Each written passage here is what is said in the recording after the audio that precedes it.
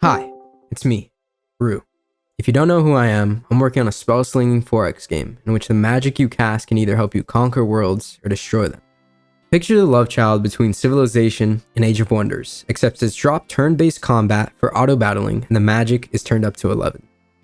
I've also got a lot more grand ideas for the game, like storytelling elements, unique factions with interesting mechanics, impactful world-shattering events, and other things, but truthfully, things haven't been going to plan. If you already know about the project, you'll know I haven't released a devlog in almost 4 months now. So yeah, life kind of just got in the way. This last spring semester was probably one of the hardest I've ever had, and I also actually ended up getting an internship for the summer. So yeah, the project ended up getting tossed on the back burner for a bit, but I'm happy to now say progress is finally chugging along. I say chugging along specifically because development has been a lot slower than expected. I've been facing a lot of obstacles recently. When the project is huge in scope, any road bump could be the end of it. While I go ahead and show you the progress I've made, I'll discuss some of the hurdles that could possibly be a solo game dev's worst enemy.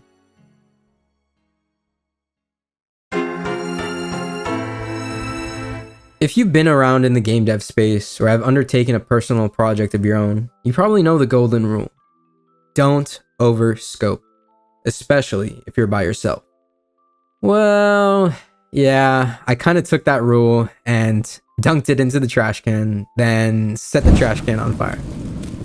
Seriously, if you take a look at the competition in the genre, you'll understand how hard it is to make a good 4X game. The last Civ game came out 8 years ago. And they're only now dropping the release trailer for the next. To try and make a game like this and to not only compete, but innovate amongst its genre, it's something only a madman would try to do alone.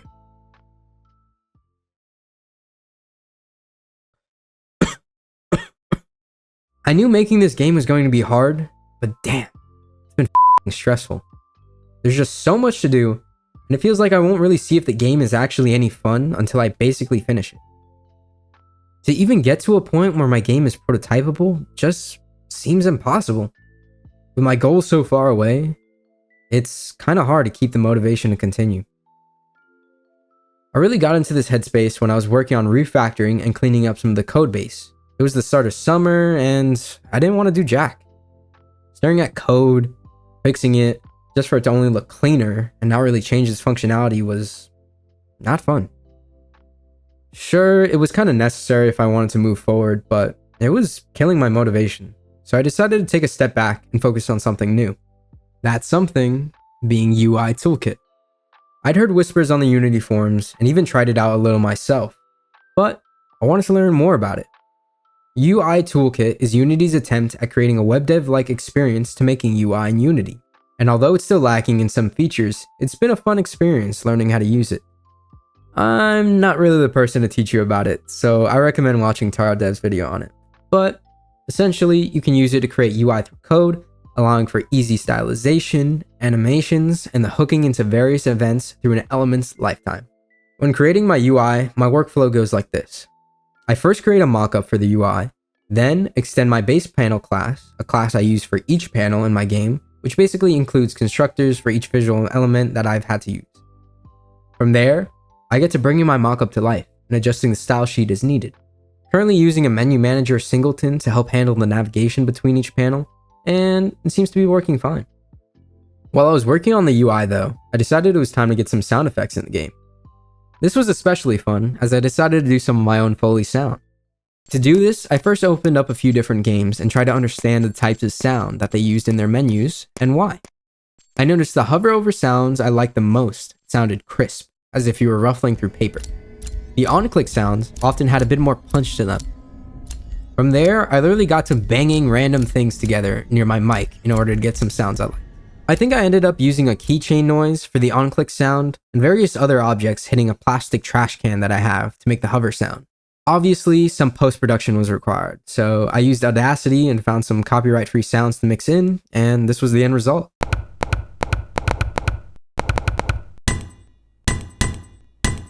For someone who hasn't really delved into the sound effects space, I was pretty happy with my work. And of course, with sound, I needed some music to set the vibe. Now, I know my limits, and composing a song is just about where I draw the line in terms of my capabilities, at least for now. So I found a copyright-free song I could use temporarily, and my menu went from being an empty soundscape to this.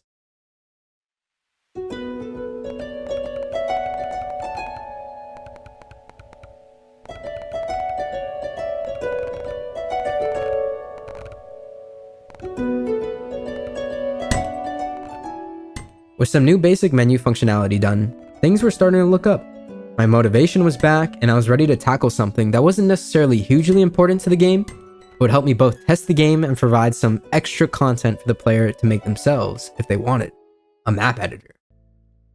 Now, I originally thought this was going to be an easy task, and at first it was, but then I noticed something. Something that was going to change everything about how my game was coded. Like I said, making the map editor was actually pretty easy at first. I'd already gotten the hang of UI Toolkit and had a workflow for creating menus.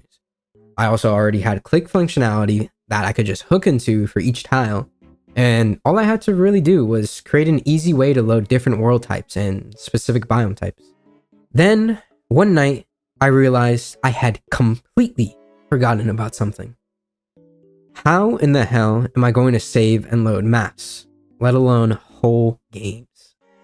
I was so worried about creating the foundations for the game systems that I just never thought about it. With a game like mine, having a save and load system was an integral part, and I was going to pay the price for not thinking about it.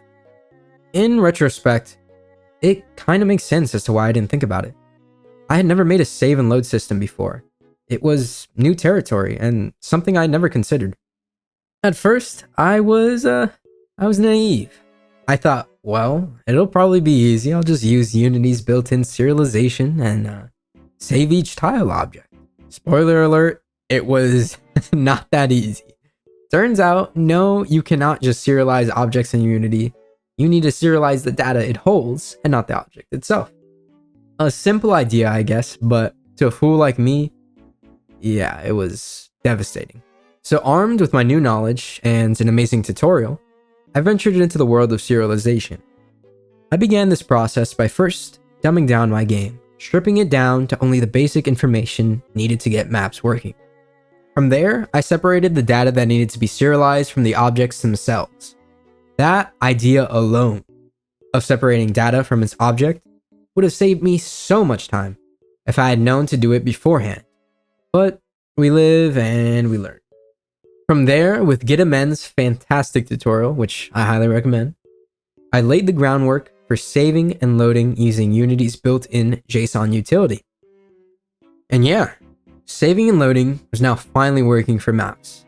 To think that this JSON file holds all of my... oh my, this is not good. So yeah, if you haven't already noticed, JSON can get a bit large. For most use cases, JSON works just fine and allows for easy use in testing.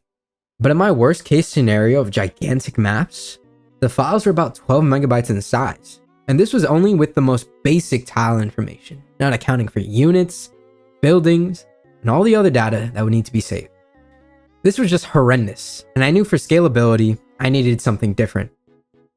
So I searched for a while, until I stumbled upon the greatest piece of open source software to ever grace my eyeballs: Message Pack, an extremely fast serializer for C# with support for fast compression and built-in support for Unity. I swear to you, I almost shed a tear when I found this thing. By following Gamedev's tutorial, it also allowed for me to easily swap the serialization method, and with a few more changes, boom, I had a scalable serializer. Gigantic maps went from 12 megabytes to 259 kilobytes, not to mention that the save and load times were improved. I could now let players and myself create, save, and load their own maps, all while learning a valuable lesson that you should always think about how you're going to save your game. My tunnel vision when it came to serialization was partly due to my lack of exposure in the subject. And it really could have been avoided if I had just worked on a system like it before. I was lacking in experience, and it showed.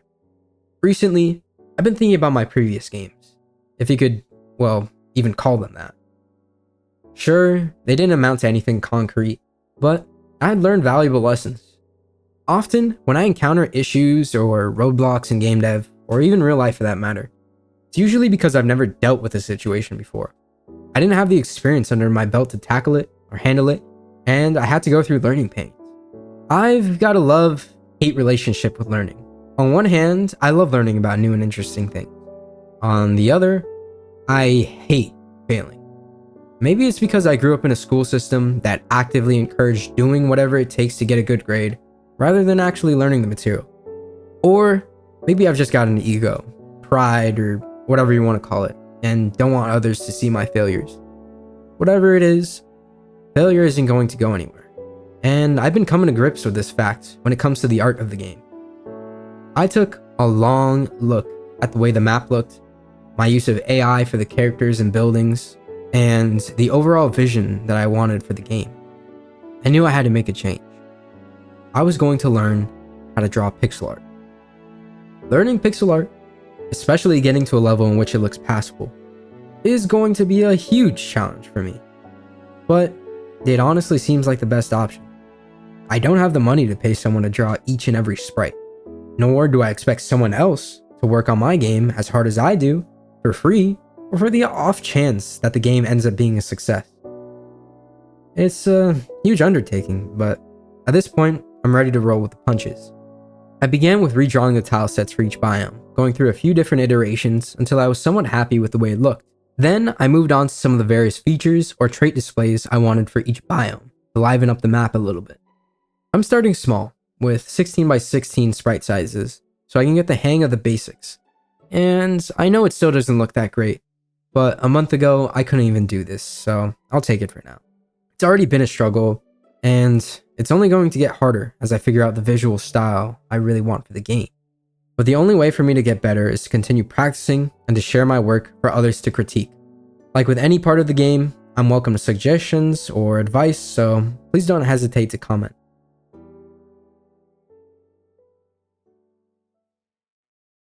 So we've gone through getting overwhelmed, tunnel vision, and even a lack of experience. But in reality, these things are just a part of being a game dev, and I'd argue they're not a game dev's worst enemy. In fact, sometimes encountering them is both necessary and helpful to you. A solo game dev's worst enemy is what's lurking behind these things, waiting for its chance to strike. Giving up. Yeah, cheesy, I know. But seriously, think about it. When I was overwhelmed, I wanted to quit. At the time, I thought there was just so much goddamn work to do, and that in the end, that work might not even pay itself off. My game could just fail, even if everything up to launch pointed to success. When I had tunnel vision, I was completely blindsided, and thought to myself, how could I have not seen that? How didn't I think about that? Due to my tunnel vision, I'd given myself more work than necessary, and I got frustrated with myself because of it. When I realized my game wasn't going to sell if it didn't have a clear art vision, I debated dropping it all because I simply did not have the experience or the skills to draw at the level I wanted. I know for a fact I'm not alone in these feelings. I'm sure you felt the urge to give up in some way or another, whether it be in game dev or anything else. And yeah, maybe I'm just some guy on the internet who's been rambling on for too long about his weird project, but I mean this wholeheartedly when I say it. Don't give up. If you're a solo game dev watching this, looking for inspiration, or avoiding working on your game, stop watching. Work on your game, whether it be for 10 hours or 10 minutes. Don't even work on the game itself, but do a smaller scope project to learn, to fail, and gain experience, so you can incorporate your newfound knowledge in your dream game. Do not, I repeat, do not let your dreams die. You've only got such a limited time to live your life on Earth. Don't sit idly while opportunities pass you by. Whether it be a small game or a big game, a hobby you want to get better at, put in the time and the effort. You'll be happier that you did it. Well, that got a bit sad, I guess, towards the end. If you're still here, thank you so much for watching. I appreciate you taking the time out of your day to watch me talk about my silly project. And I hope you learned something from it. like, subscribe, and don't forget to have a wonderful day. Peace.